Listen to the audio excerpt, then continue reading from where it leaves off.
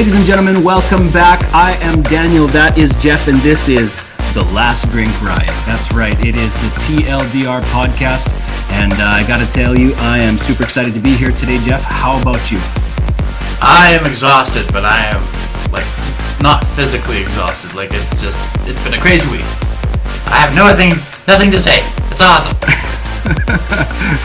Well, for me, it really was a crazy week. I took my wife out on our 10-year anniversary kind of week-long stint out in the Rocky Mountains, and it was absolutely beautiful. We dropped the kids off at the in-laws' place, and we were able to have a solid 6 days out there with no kids, no distractions, just enjoying the beautiful nature and getting to know each other all over again. So it sounds a little sappy, but it was great. It was great.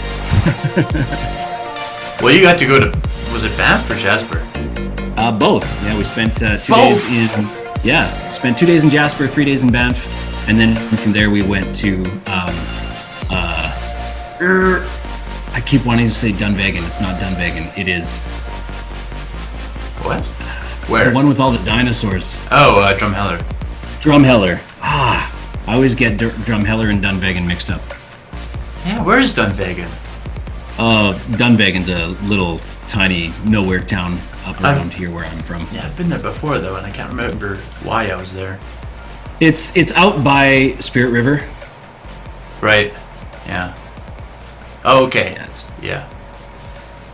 I mean, if anybody is listening to this podcast from Dunvegan, hi, you're great. We love you. That would be amazing. So yeah, today we're going to try to keep it real focused on our topic and maybe cover a little bit of news in the beginning, and then just see you guys off. We've made you wait 2 weeks for the next episode. Well, technically a week and a half. We tried to parse it out in a good timeline, but next week we're probably going to do a pretty mega episode. We shall see, but based on what happened this week with WoW Classic, that's a very likable, likely transition for next week. Mm-hmm. Yeah, and we should be pretty good at making them weekly from here on out. I don't have any more holidays left in the tank for this year, so I should be able to make just about every week from now till Christmas. Yeah, the only holiday I have is the end of a week in December. We're celebrating Christmas a week early to avoid holiday conundrums. So, yeah, it's going to be fine on my end too. Good, right on. So you said you had a piece of news to cover today. What are we looking at? Yeah, Daniel, have you ever heard of the game Night in the Woods? Night in the Woods. It's an indie title. I can't say that anything rings a bell. Okay, well, I watched. Is it spelled night like at night or at the night? night? Yeah. I watched Jesse Cox play this game when it first came out. This is 2 years ago-ish, maybe 3 years ago now, and it's a really cutesy adventure game that focuses very heavily on story and character development. Okay. And it's really the art is kind of stunning. It's very unique from other art of other games. Anyway, so it started on Kickstarter asking for $50,000, and it earned 400% more money than it asked for, and it made good in all of its promises, and it came out, and it was a booming success when it first came out. Everybody loves it. It gets glowing reviews everywhere, but as a turn of bad news on this, its creator, Alec Holowka, I want to say, passed away. Oh no. And it sucks because the game was very, very good. I mean, I'm not gonna. I don't want to downplay any death. I'm just saying, you see a good game like that, and you're like, oh, I hope to see more from this guy, and then he just, it's any news on how it happened? Like, he was he terminally ill, or was he just on the older side, or what's the scoop? I believe it was a suicide. Because he spent his whole life battling personality disorders and stuff. But yeah, that sucks. It's like doubly concerning because it also follows recent claims that he had physically and emotionally abused like female games designer in his team. And I don't know how true that is. There's the whole hashtag Me Too movement that just captures a lot of people, and lots of people like innocence as well. But it's what pushing that aside. I mean, it really sucks for me that because I'm not like, if you look at the art, it looks really like, it almost looks childish, but it's definitely. I'm watching it. It's I'm definitely watching not it right now. It's sorry. Go ahead. You better be sorry. I was just gonna say it's definitely not a childish a game. The premise of it does look pretty dark. I'm watching a YouTube video of it right now. It almost looks like a pop-up storybook, Yeah. It's quite cartoony. Looks like it's made out of arts and crafts supplies. But it's certainly some of the subject material is a little on the darker side. Definitely not for younger children. Yeah, it definitely having watched the whole playthrough on Jesse Cox's channel, it certainly takes a darker tone as the story progresses, and the kind of tone that you wouldn't expect from it, basically. But yeah, I just wanted to bring that up because I feel like it's always important to mention the passing of people in the games industry. Yeah. Especially, I believe I brought up Jeff Robinson, who in Control. Yes. In a previous episode, but I'm not sure if that episode aired. So. I believe so. I believe that was episode 1. Oh, well, then if it did, if it wasn't, it was 1.5, the episode that didn't air. Yeah, we have this is episode 5, and of the 5 episodes we've done, we have 2 other superfluous episodes. 2? Yeah, that just didn't make the cut. 2? I don't remember the other one. Yeah, I remember 1. One was platformers. Remember? It was when you talked about movies for like 45 minutes. That was episode 2. Yeah, we didn't do that one. Yeah.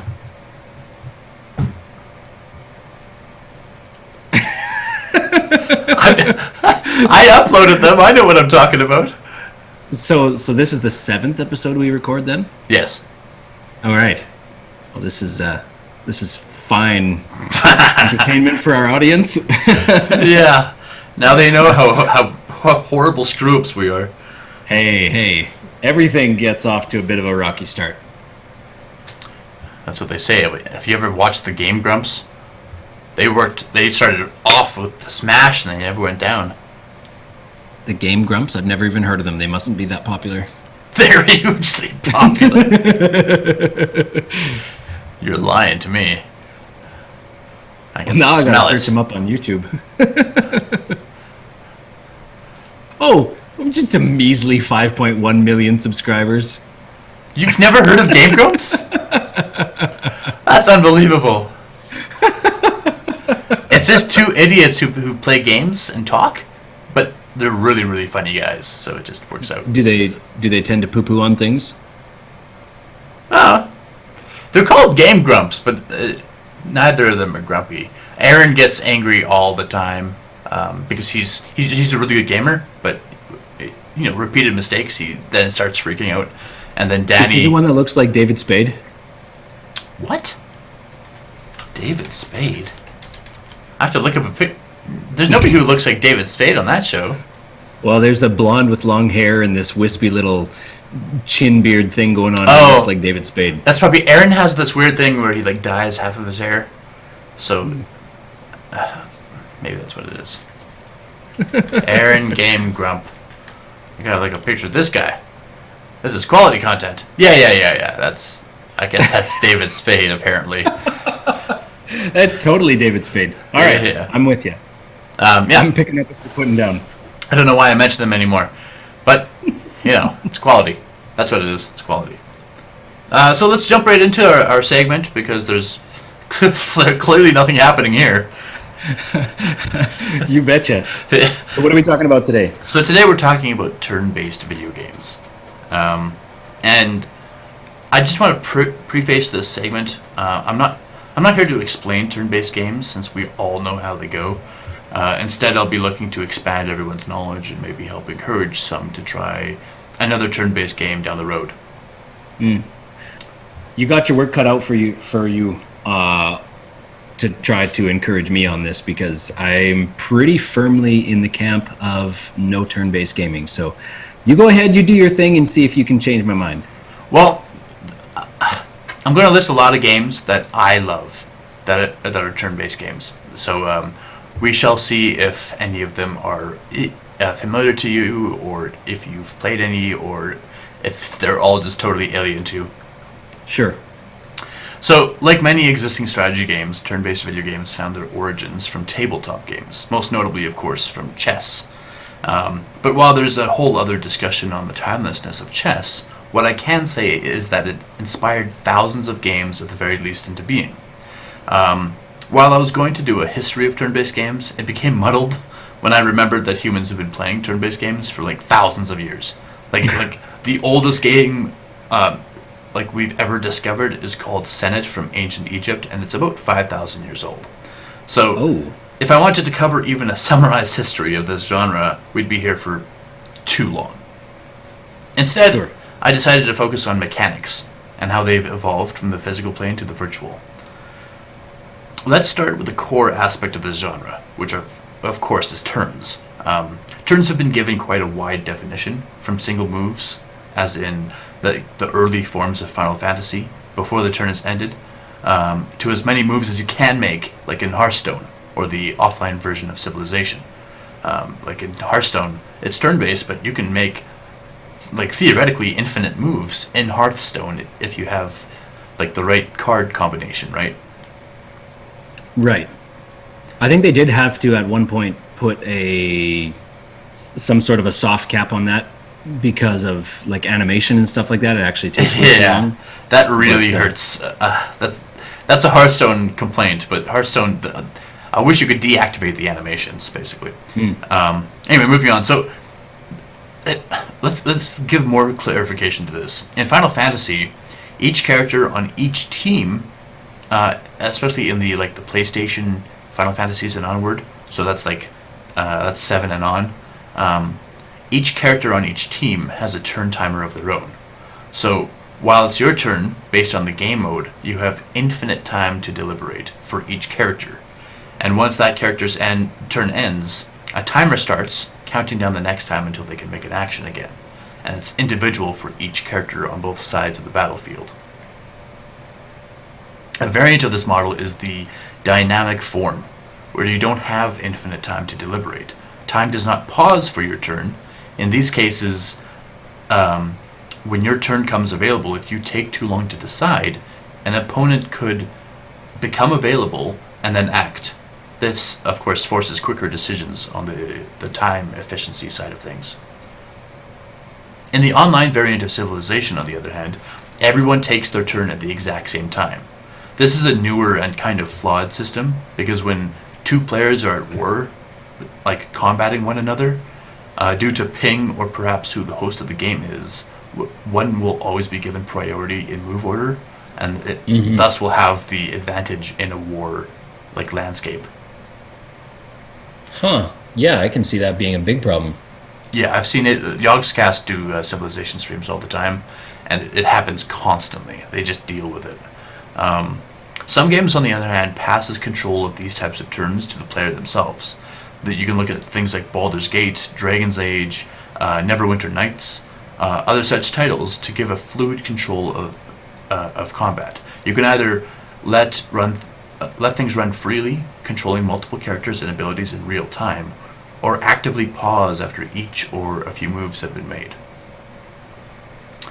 And of course, you have activated my trap card.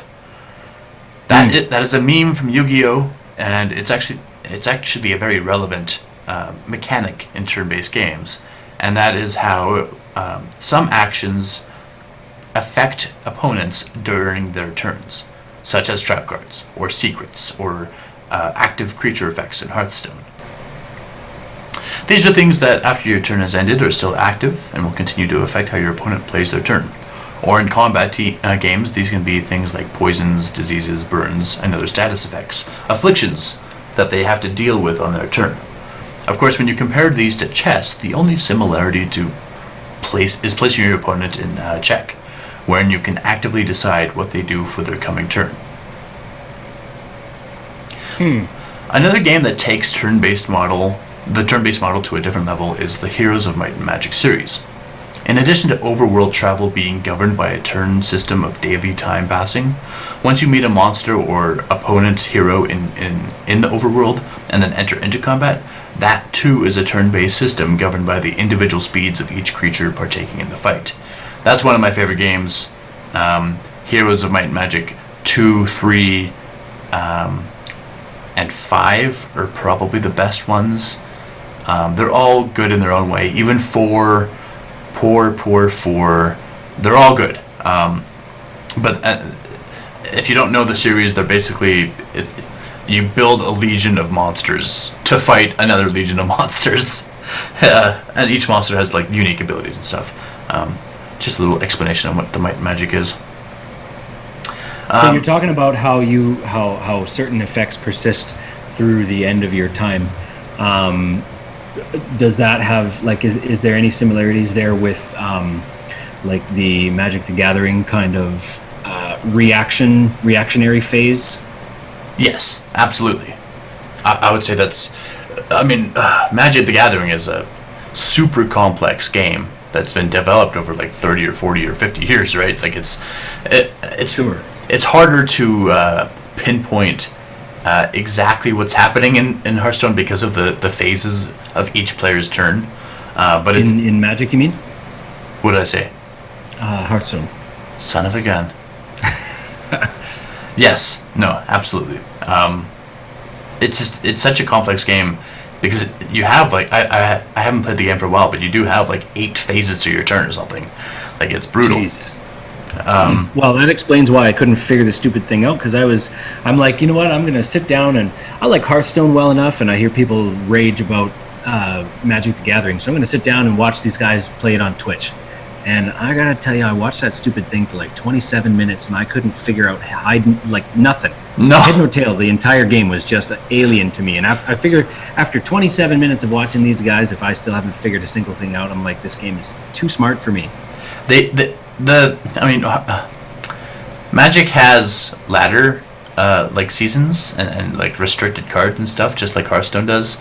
But even then, Magic's full library of cards counts in like the thousands, maybe the tens of thousands for all I know, right? So it's a little bit more difficult to just like casually settle yourself into, right? Right. Well, I figured I would glean at least a few things. Good luck. Still others, like the Ogre Battle games, namely Ogre Battle 64, honestly one of my favorite games of all time, mostly for its moronic title, Person of Lordly Caliber. In Ogre Battle, you can only decide the most rudimentary rules for your squads, such as their placement on the battlefield and target priority. The rest they do themselves, including the use of abilities. They attack automatically, and barring the few interjections you can make, each battle only lasts about a minute. Not because the fight is resolved so quickly, but because there are literal time constraints on the fight. They often don't resolve in one go, much like many real battles have occurred.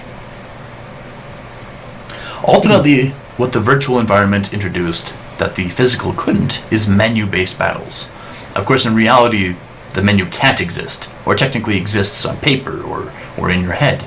However, this is the accurate tracking of inventory and whether you want to use an item, in addition to any magics, attacks, or defenses you want to employ. One real tragedy against turn-based gaming is how misunderstood they are. It's often thought that their popularity waxed and waned with technology. In the 70s, 80s, and 90s, we didn't have the technology for full action sequences. This is an incorrect perversion of what turn-based games are. Especially when you consider XCOM 2, or Divinity Original Sin 1 and 2, which, by the way, we need to one day play co-op. One day in the far future. That's an awesome game for co-op. All right. These games are modern. I'm trusting you here. Oh, divinity is like your perfect cup of tea, my friend. Okay.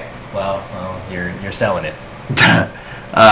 So these games are modern and explosively popular games. I mean, I remember when XCOM 2 was released, it was like a solid year of every single person I knew who or followed online playing it nonstop. So to answer the question, is it a dying genre, or is it a genre of poor or technologically stale mechanics? I don't think so at all. I mean, XCOM 2. I don't like XCOM 2 because it's very luck based.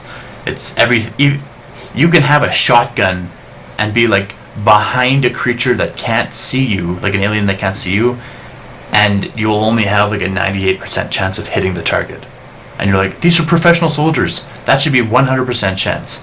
And stuff like that happens all the time in XCOM 2. Right. And I've just been bitten and burned too much, where you're like, 98% chance? That should be easy. You miss and you like alert the whole alien team to your presence, and you're like, oh, great. And or when you're racing somebody down to 0 health, and all of a sudden they get 2 critical strikes in a row and you're dead. Yeah, I don't like stuff like that. So XCOM 2 is very tactical, but because of the luck aspect of it, playing so heavily into how things go, I understand that people have a chance to miss, but these are like presumably all professionally trained soldiers. Like, they shouldn't be missing like 60% of the time. It's very strange. However, when you look at it from the outside, it does appear antiquated. I was talking to a coworker about the games they played and explained how Pokemon worked, and they likened it to the old musket warfare from like the War of Independence, where each side would just line up and take turns shooting at each other. Some games would amp this up a bit, like the earlier Final Fantasy games, which allowed you to quickly attack with like multiple party members in a row to chain attacks together for greater effect. Or in Chrono Trigger, yet another classic masterpiece, where characters could combine their turns together to use one fused super attack. Bravely Default is another example of changing the system. I mean, I have it for the 3DS, but sadly, I've only put a sparse few hours into it. In this game, you can skip your character turns, but instead of dismissing the turn into like nothingness, you store the turn up for later use. And I imagine that's to allow some abilities that require multiple turns to pull off.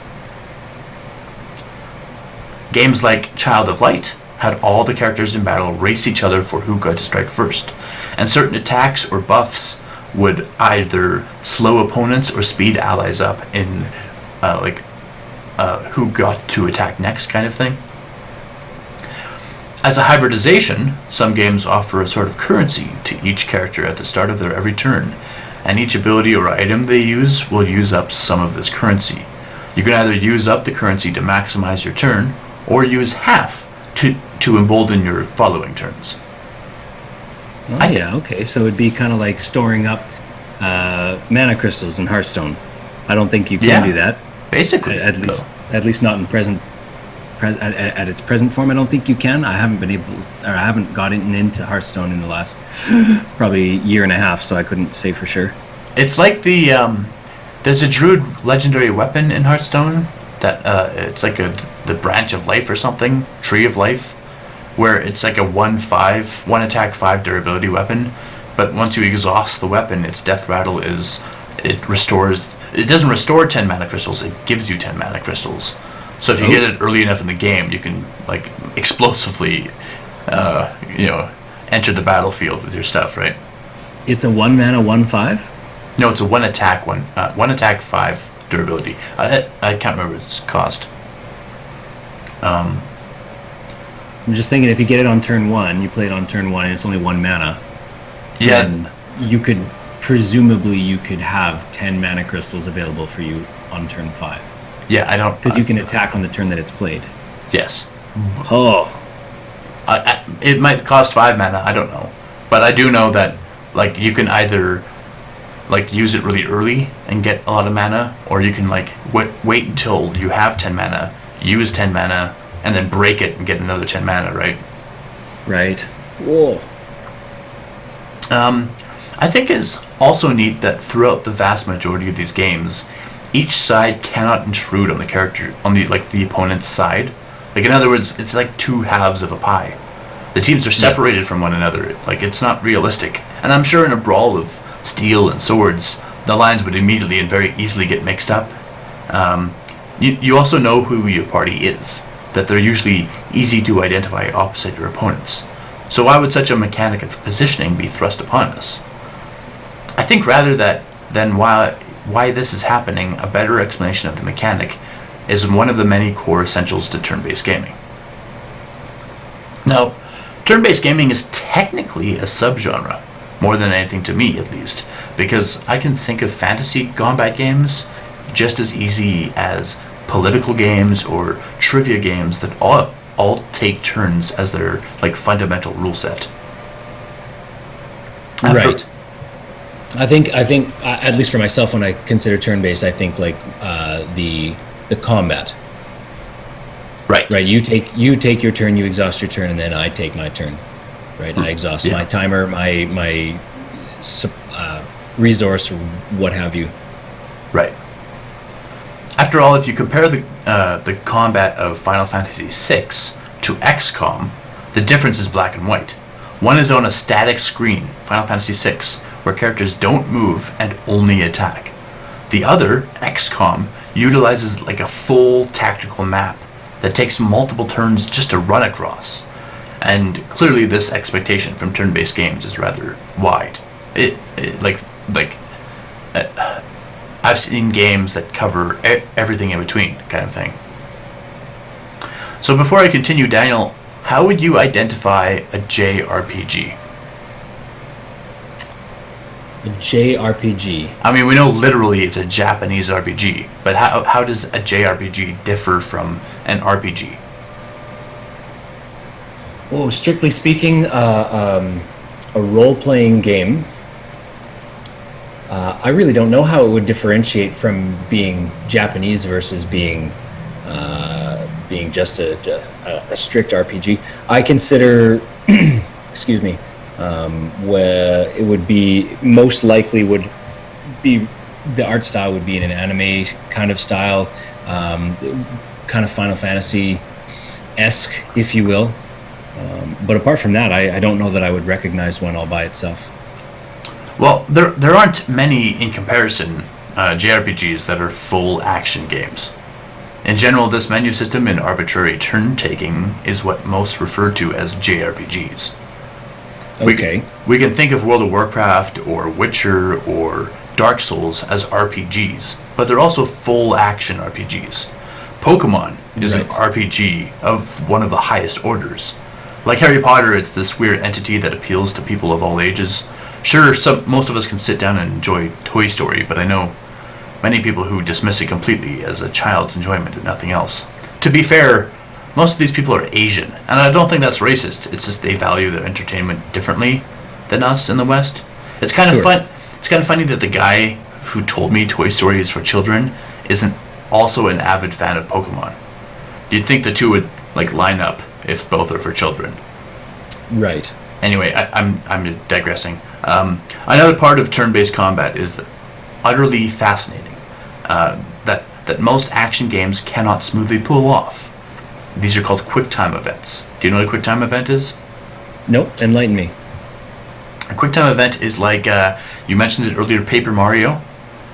Right. So in Paper Mario, when you like did the jump attack on an opponent or used your hammer or something, you had to like do a little mini game of button pressing to get like a better damage on the opponent. Okay. Yeah. Right. So for me, my history of gaming, The Legend of the Dragoon and Paper Mario immediately spring to mind for me. Basically, in both the examples I just listed, some moves allowed you to, if you're good enough, like deal an infinite amount of damage in one attack because of these QTEs, QuickTime events. Right. So Legend of the Dragoon, it basically, the way that game worked was you could do like massively crazy combos, but also you could like make your character transform to like into a dragoon, which is like a dragon-like beast, and depending on how well you pulled off the QTE, as I remember at least, it would make your transformation like more powerful. So if you like massively messed it up, you wouldn't transform at all. But if you got it like 25% good, you'd transform, but you'd be in like the weakest form of your dragoon form kind of thing.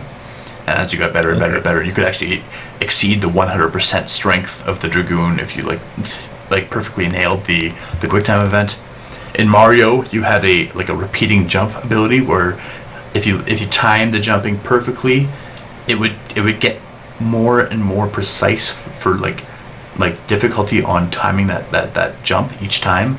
But if you managed to nail it every single time, you could theoretically just jump forever. And do consecutive damage on that same target. Yes, and you like conceivably kill a boss in one move. Yeah. It would make you feel like a total juggernaut. Yeah, for sure. I think I did know, and I'm sure most of our viewers would be the same, or listeners, or what have you, what a QuickTime event was without knowing the name of it. Because, I mean, I think back to any of the sport games that I've ever played, or, you know, like you got a golf game, right? That's a turn-based game, right? You take your turn, then I take my turn. Yeah. And you think about like where your backswing is and your aim. You know, not every golf game. Some of them work differently, but some of them have like this arrow or this slider that moves across the screen, and you've got to time it just perfect, right? So, you know, that would be a real time or quick time event existing in that particular setting. Right. So yeah, I think I did know what it was before, and as soon as you started explaining it, I was like, oh yeah, that's what that thing is. So I'm not quite the dunce I thought I was. You are the dunce I think you are. Oh well, at least we know where we stand. Yeah. So, do you know how long heroism or bloodlust lasts in World of Warcraft? In its current iteration, Yes. or in classic? Classic, it doesn't exist. Heroism Bloodlust. It is 30 seconds, correct? It's 40 seconds. 40 seconds. So in 40 seconds, do you know how many moves you can pull off? That depends on your haste. Let's say you had baseline haste. Let's say you had 0% haste. Summon blue heroism. That's 40% haste. Oh no, I can't remember the percentage for haste actually. So the global cooldown is it still 1 second, or is it 1.25 seconds? That because they increased the global cooldown, didn't they? Right at release of. Let's assume it's 1 second. Okay, so you could conceivably do 40 actions in a 40-second window. Right. Before haste. Before haste, yeah. So with heroism blown, how many abilities do you think you could pull off? Or you're asking personally? Yes. I would probably be, because I tend to play a lot of melee characters, so there's not a lot of channel time. Probably be in the neighborhood of 35 actions. One of the things I'm most proud of when I check through my damage meters is that I'm one of the most active people all the time, whether I'm healing, tanking, DPSing. I may not have the highest damage, I may not be the highest throughput on numbers, but I'm one of the most active people on the list. Okay, so I know we don't PvP often, but in the rare case that you're in a PvP situation, if you get a bunch of dots on yourself, damage over time effects, negative afflictions that are going to hurt you over time, do you often know right away if you're going to survive those or not? I do not know. Okay, so another ideal quirk of turn-based games are the positive and negative status effects. Like I said, when you below heroism or bloodlust, you have 40 seconds. But unless you're extremely practiced with your build and rotation, it's just excessively difficult to accurately guess how many attacks you can make in that time frame. Right, it would be dependent on so many things, right? If you got to move or run around and you can't perform any attacks because you're dodging stuff, right? It wouldn't be, you would never hit your 40.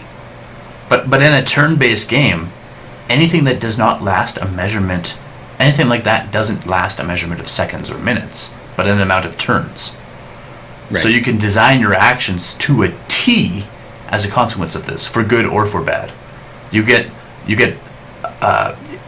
one of your Pokemon, let's say, gets stunned. When you're paralyzed. Sorry, it's called paralyzed in Pokemon. When your Pokemon gets paralyzed, they are permanently paralyzed. You have to like fix it. They don't they don't recover on their own.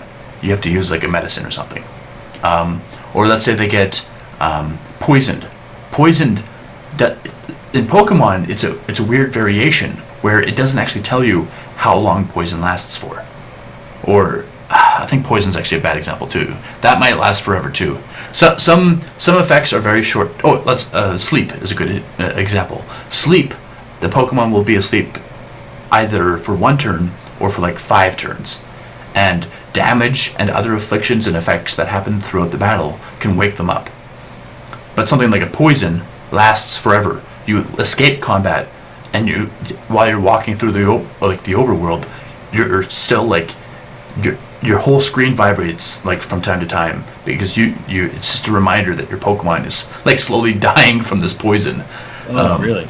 So it's stuff like that I think turn-based games have a clear edge when it comes to precision, because of course like if you were to convert World of Warcraft into a turn-based game of some sort, and somebody blew heroism, it wouldn't say, oh, you have 40 seconds of heroism, blast through your turns as quickly as possible. It would say, oh, you now have, let's say, 4 turns of heroism, and you're like, oh, sweet, I can use exactly what moves I want and exactly what fashion I want. And you know what? I think, if I'm being honest, I think that right there, what you're describing as a strength, I think is a personal weakness. I think that I'm more tuned toward like a fast twitch kind of action game that requires me to mash a bunch of buttons or pull off a sick combo or something like that, get my timing real good. To actually sit down and play a strategy game, I'm bad at them. I'm not much for tabletop games, but my wife is, and so I end up playing quite a few games with her and her family. And even though I've played now for, I've been with her for 16 years now, even though I've played for that long, I'm not really getting any better at them. I just don't have the inclination, the affinity, and when I play games like Age of Empires or whatever that require a little bit more strategy and planning, I'm just never good. So maybe that's part of my aversion to them, is I'm just like, I suck at these and I don't really care to get better at this point. Well, that's a weird example, because Age of Empires, of course, isn't a turn-based game. Right, but it accomplishes the same goal in this context, right? It's a very strategic, like right down to the placement of your troops and the formation of your troops and which troops you build first and how you defend yourself and how you use your resources. And there's so much going on consecutively. I can't split my focus like that. But some people are really, really good at that, right? And I believe that those people are the people that can pull off sick turn-based games, because they just think of everything. My wife would be one of those, because she is so mechanical when it comes to stuff like that. She'd just be incredible.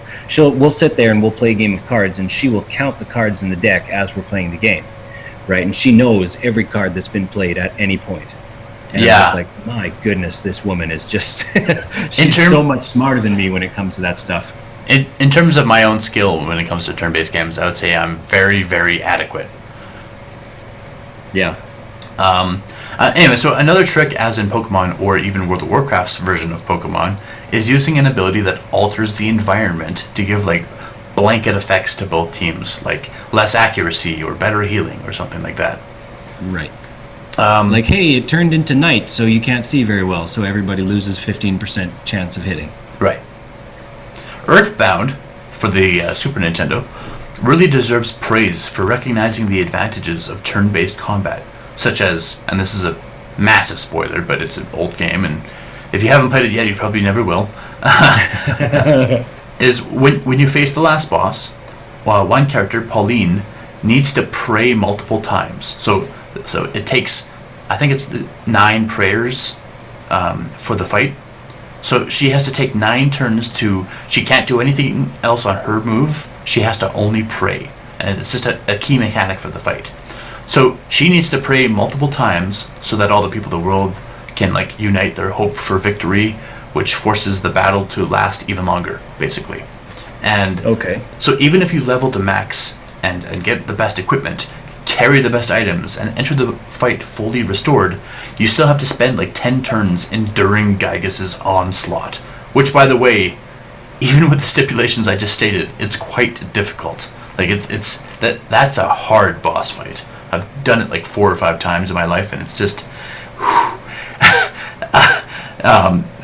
every time you pray with Pauline, you're like, come on, get it done. Because every time she prays, it goes into the cutscene showing like a different part of the world that you've saved, of all these people playing, oh, I hope they succeed, kind of thing. Yeah, it's interesting. Undertale turned all expectations of the genre on its head, as it introduced unique combat experiences and ones where you could avoid doing damage altogether. The game pulled out every stop to encourage you to act defensively, but relented when you stubbornly refused to follow expectations. It allowed you to kill characters not meant to be killed, and threw a curveball into its combat every time you finally became comfortable with it. I never played the game. I watched some Let's Plays because I didn't play it because I just didn't like the art style, and that was it. But there's like really interesting points in the game. Like there's a character at the very beginning who's like a mother figure to you, who's really, really, really nice to you, and then it comes to a point where you have to leave the area, and she's like, no, I can't let you leave. I don't want you to leave. Please don't leave. And then you're basically forced into combat with her. And I believe the combat can end in 3 different ways. You can end it by injuring her and then fleeing. You can end it by killing her, or you can end it by not attacking her at all. And like she basically like gives up.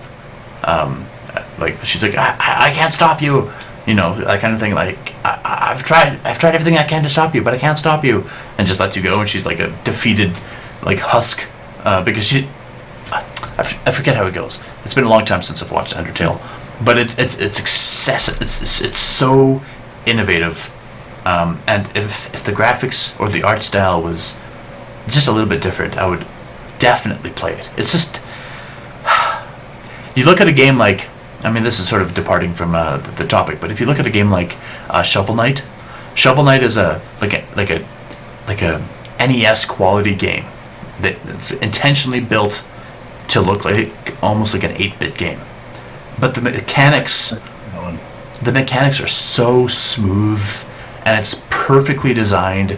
Everything, every button you push is like a deliberate action. There's nothing that ever happens accidentally. Everything makes sense in the game. Mechanically, it is a genius like product. Art style, not my cup of tea. Just I have nothing against 8-bit games. I mean, I play things like Terraria and Stardew Valley all the time. It's not, or Binding of Isaac. Graphics on that scale do not bother me, but for some reason, certain graphics do. You know, like Shovel Knight, like Undertale. These hugely popular games that just have art styles that rub me the wrong way, basically. Yeah, I agree completely. That's part of the big turnoff for me with Minecraft. There was another one that Markiplier I watched a playthrough that he was doing a little while ago. I don't remember exactly what it was called, which would probably be helpful. But it's like you're this person right at the very beginning of the game. The character ends up getting killed, and it's a very comedic game. It's not a creepy game in any capacity, but anyways, you end up getting brought back to life, and then the mythical character Death is hanging out with you, and he's like a total wannabe gangster who sounds ridiculous, but that's part of the charm, right? It's a hilarious game, but just like you're saying, the art style is one that just I don't know, it turns me off. It's not it's quite cartoony, but it's cartoony in the way that everybody has like stick arms, not like Stickman, but like really pencil thin limbs, and giant torsos and bulging eyes and everything, and it's just it's not my deal. Yeah, and I like I said, Binding of Isaac is a very stylized game, and I love it. I think it's awesome. So certainly, while there are some games that just rub me the wrong way, other games are like phenomenal to play. I'm not sure. Do you ever play any old-looking games like that, even in general? So I get kind of I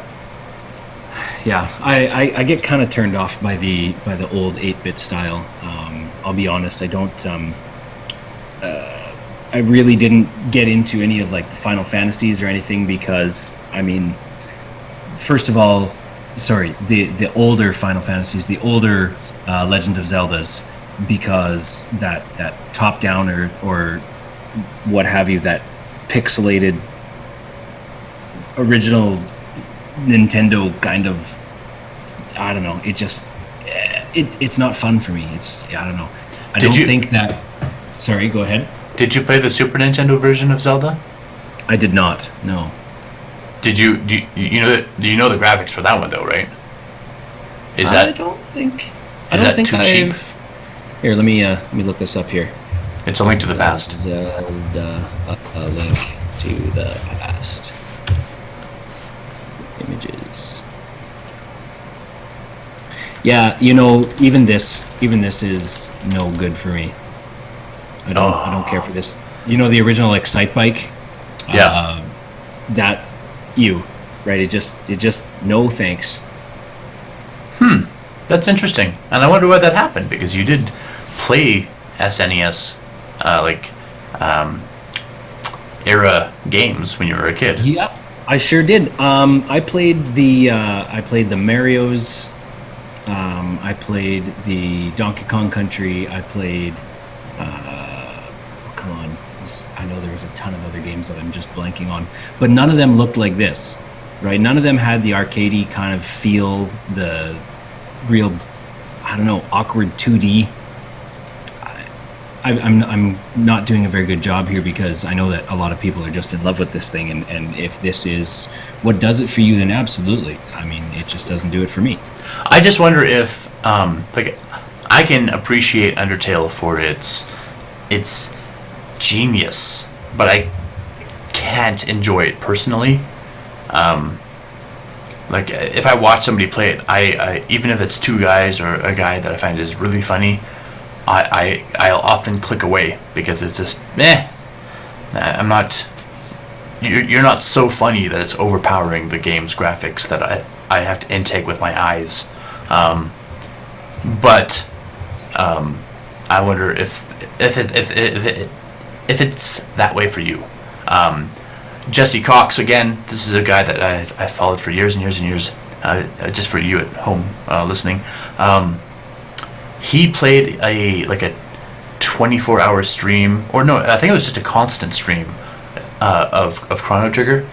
Have you ever seen Chrono Trigger graphics? Yeah, we talked about it a little while ago. Yeah, I know we did, but I'm not sure episodes. I wasn't sure if you looked it up or not. I think I did. Yeah, I did. And you know what? So this is just enough. Maybe it's the color. Maybe that's what it is, because this is just enough excitement on the screen that I could get into this.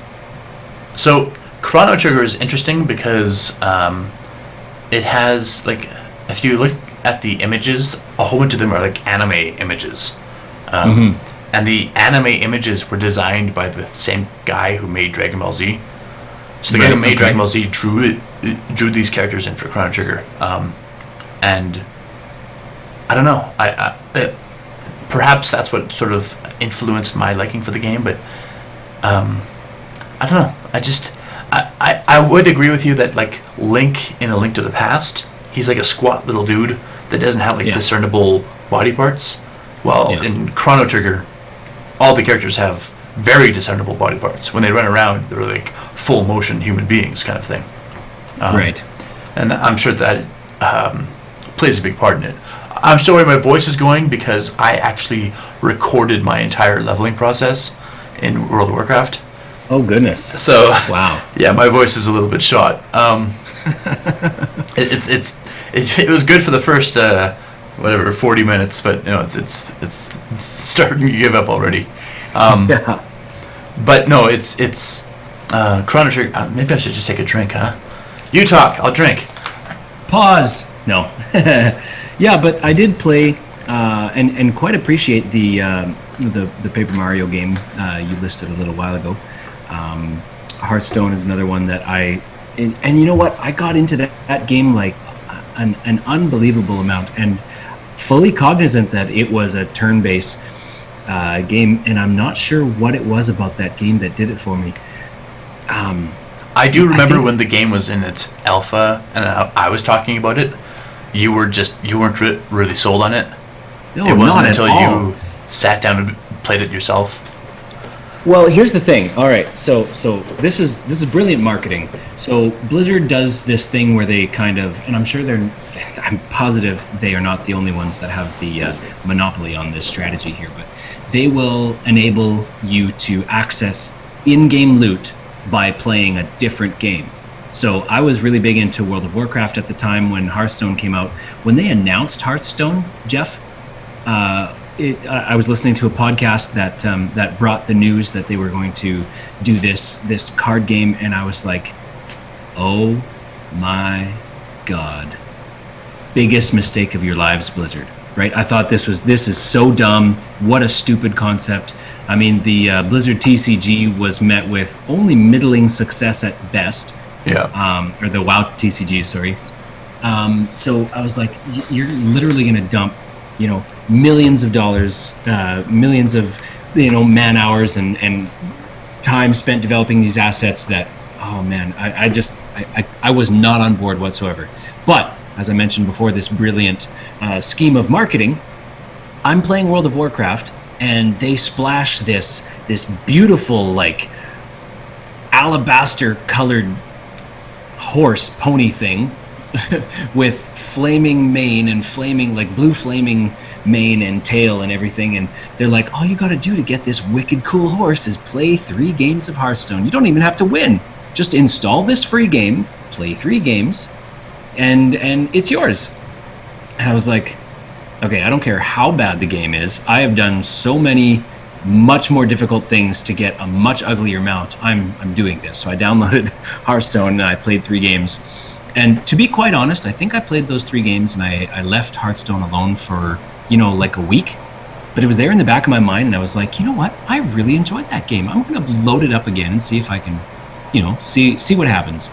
And that started the next 4 years of my life of, having a love affair on World of Warcraft with my mistress, Hearthstone. I see. Ah. I remember So how talking. do you like me now? Well, no, I just remember talking to you about it, and you were like, yeah, I'm not interested. Yeah, no, I wasn't at all. But I started playing. I did start playing in the open beta. It wasn't quite the live game. I think it was a couple of weeks before they did the live switch. Right. Yeah. So going forward, I was talking about leading up to. I mean, not even leading up to this. I think every episode that we've done so far, we've mentioned my channel in some form. On my YouTube channel, my personal one, not our TLDR podcast channel. Because I was wanting to rebrand into a different type of channel, and while I was doing recording for WoW Classic, I was like, well, it seems like a lot of effort to totally rebrand my channel. So I'm thinking I might just leave my channel as it is and just start uploading stuff, because as I play Classic, and as we may, in the far off future, who knows how long it might take, but as we start playing other games, I'm going to be wanting to play more than just extremely difficult games. So I'm going to do the Dark Souls, I'm going to do the Witcher, but I'm also going to do Classic. And Classic isn't hard, it's just a awesome experience that I want to share. But by proxy, I have 30 hours of recorded stuff that I have to like slowly go through, and that'll take some time too. But yeah, I might end up turning it into a Twitch stream or something, because at this stage, now that I've recorded all of those episodes, I'm like, that's gonna take just as long to edit them all out, because I want to sure. I want to speed up every flight path time and every like super grind, like the Stranglethorn like mastery quests. I want to just make I want to make all of that really fast, because it's not necessarily good commentary sometimes, and the flight paths are obviously just super boring, stuff like that. So I want to really tweak it, like to not just shorten the series, but make it a bit more easier to watch, I guess. For sure. So we shall see how that turns out. It's not going to be soon. It's probably going to be like, I don't know. I have no idea. Every time I like find time to edit our podcast, I'm like, oh yeah, I should do like put like an hour aside to do editing for one of my Let's Plays, and it just never ends up getting done. Well, that about takes us, I think, to the end of our segment, and thus to the end of our show. Jeff, unless there was anything else that you wanted to cover real quick? No, I got nothing. Right on. Okay, well, ladies and gentlemen, if you wanted to get a hold of us, if you wanted to ask us a question or drop us a comment or something, please feel free. Shoot us an email at tldrpodcast@gmail.com. Or if you wanted to tweet at us, if you're more of a Twitter bug, we can be reached at podcasts without the T, PODCAS, and then TLDR. So that's at podcast TLDR on Twitter.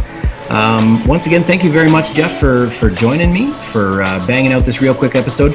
We will have a meatier, bigger episode for you next week, and they will be coming at you hot and heavy every week from there on out. And just to let you all know, next episode is going to be focused entirely on Warcraft Classic. Yes! My jam! I got in there, and I am having a surprising amount of fun. I was not expecting that to happen. So, yeah, stay tuned for that. And I'm sure there will be plenty of passion and, yeah. Fun times. I kind of left that hanging there, didn't I? That's one for the highlight reel. Finally, there was no laughs this episode. Well, it turns out we can make fun of me this week. I do that every time. My voice, it's all squeaky. I'm like a pubescent child. Okay, ladies and gentlemen, thank you so much for listening, and we will catch you next time. See you later.